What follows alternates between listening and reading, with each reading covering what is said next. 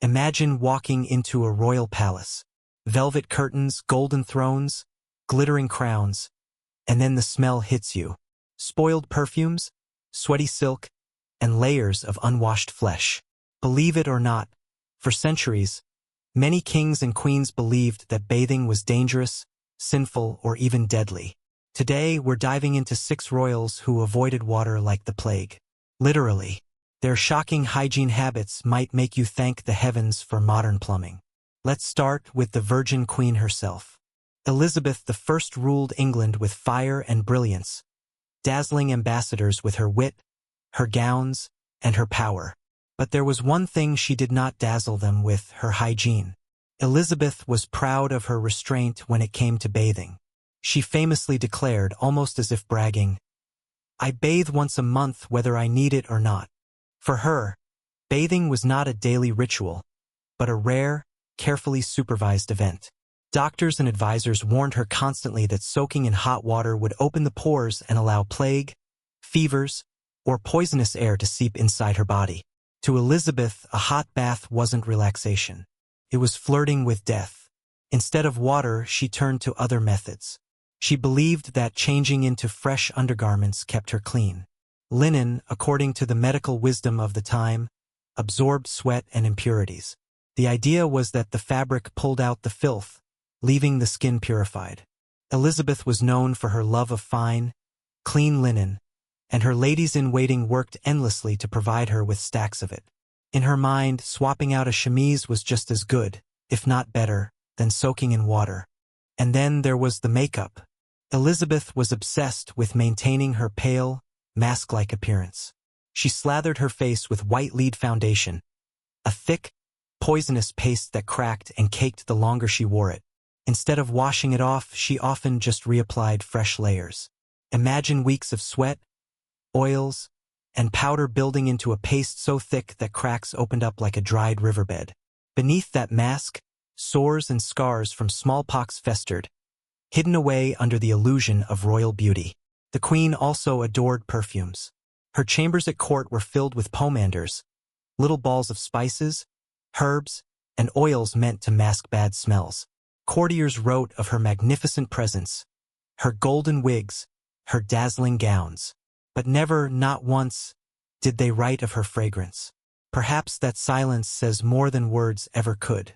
So while Elizabeth's court glittered with pageantry, the truth was less glamorous. She was a monarch wrapped in perfume, linen, and poisonous makeup, all designed to cover the reality that she feared the very thing that today defines basic cleanliness: a simple bath. Next up, the Sun King, the man who built Versailles and turned himself into a living god. But under all that golden glory, dirt, lots of dirt. Louis XIV supposedly bathed only twice in his entire life. He hated water, believing it made people sick. Instead, he relied on mountains of perfume, gallons of it, and endless silk stockings and lace to cover the problem. One ambassador even wrote that when Louis entered a room, you smelled him before you saw him, and not always in a good way. Then there was James, the king who united England and Scotland. He had a strange philosophy. He believed bathing was harmful to health. He once said that the dirtier the skin, the healthier the man. So James rarely bathed, wore the same clothes for weeks, and let his hair grow wild. His courtiers complained that he scratched himself constantly, especially during audiences, leaving his clothes covered in lice and fleas. Imagine being knighted by a king who hadn't touched soap in months. Fourth, Queen Isabella of Castile. Isabella, the queen who sponsored Christopher Columbus, had a legendary quote about bathing. She once bragged that she had only bathed twice in her entire life, once when she was born and once when she got married. Why? Because Isabella believed bathing was immodest and sinful. She thought it encouraged vanity and lust. Instead, she relied on scented oils and religious devotion. But her pure approach may have fueled infections, making life at the Spanish court far less glamorous than we imagine. Like father, like son, Louis XIII, the father of the Sun King, was also famously dirty. He hated water so much that when he was forced to bathe for medical reasons, he had to be dragged screaming into the tub. Instead of bathing, Louis XIII loved changing clothes several times a day, believing that clean fabric kept the body healthy. He wore layers of linen and smothered himself in powders. The result? A court filled with the smell of sweaty nobles masking themselves with clouds of musk and rose oil. And then there was Marie Antoinette. When we think of her, we often picture the glittering Queen of France surrounded by jewels, towering wigs, and endless parties at Versailles. She's remembered for the famous line, "Let them eat cake," though she never actually said it. But what history rarely tells you is that behind all the luxury and powder, Marie Antoinette wasn't exactly fresh and clean. Yes, it's true that Versailles had bathing rooms, and Marie even had her own private bath installed, a rare privilege at the time. But here's the twist. She rarely used it. Like many royals of her era, she was raised to believe that bathing too often was dangerous. Doctors whispered that hot water opened the body to deadly diseases. To soak in a tub, they warned, was to invite sickness and death. And Marie, like her fellow royals, listened. Instead of embracing water, she perfected the art of what was called a dry bath. Her maids would rub her body with cloths soaked in alcohol or vinegar, believing it cleansed the skin without the risks of water. Afterward, she would change into layer after layer of fresh linen undergarments, the royal version of washing without ever touching a drop of water. Perfume became her armor. Marie Antoinette practically lived in a cloud of scent. Floral waters, rose oils, orange blossoms, and musk. Her towering wigs weren't just fashion statements. They were dusted with flour and powder to mask the smell of sweat. Courtiers even wrote about her obsession with perfumes, noting that she spent a fortune on bottles to keep herself smelling pleasant, even while avoiding real baths. But beneath the glamour, the truth was uglier. Her painted face often hid blemishes and irritation caused by heavy white makeup and rouge. Her elaborate gowns trapped sweat and filth beneath countless layers of silk and corsets.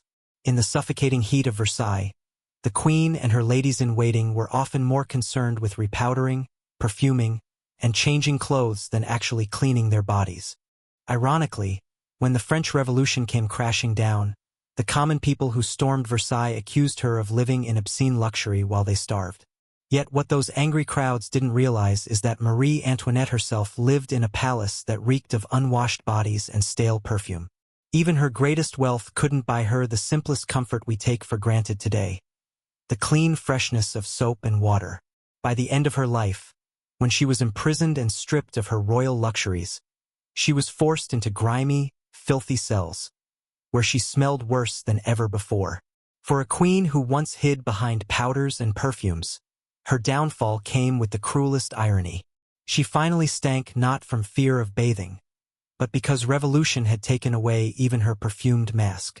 When we look back at these kings and queens, it's almost unbelievable to think that the most powerful people on earth, the ones draped in silk, dripping with jewels and commanding entire empires, were often terrified of a simple bar of soap and a bucket of water.